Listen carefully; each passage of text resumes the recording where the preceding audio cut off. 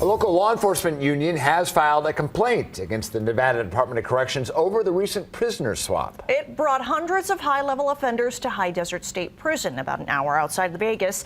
Fox's Sean Dowling has more on the allegations after hearing from the head of that union. Yeah, the prisoner swap has the Fraternal Order of Police taking a swipe at the Nevada Department of Corrections in this new complaint. NDOC says the transfer went off without a hitch. But the president of the Corrections Officers Union says NDOC not only dropped the ball on safety protocol, but deliberately cut corners because the transfer process was taking too long.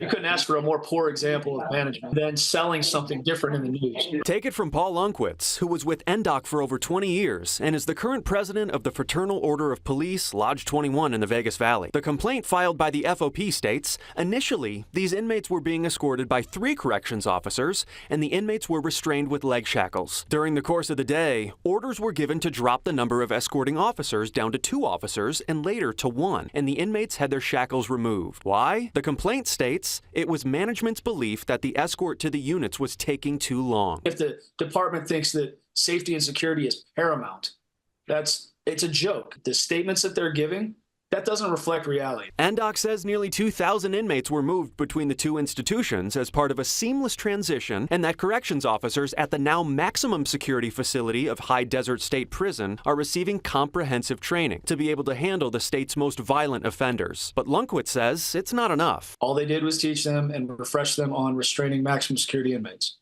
That's it. The complaint adds the High Desert State Prison doesn't have enough staff and equipment to handle the new inmates, who are much different than the state's medium security offenders. They're not stupid. Like they know what they're doing when it comes to, breaching security and things like that. That's why they're held under such strict, maximum classifications. So what's next? Lunkwitz says the Employee Management Relations Board will make a ruling after they have a hearing.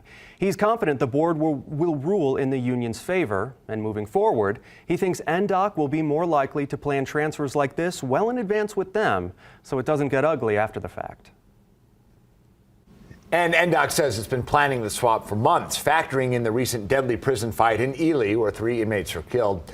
We did reach out to NDOC for comment on the complaint earlier in the day, and we'll update this story when we get a response.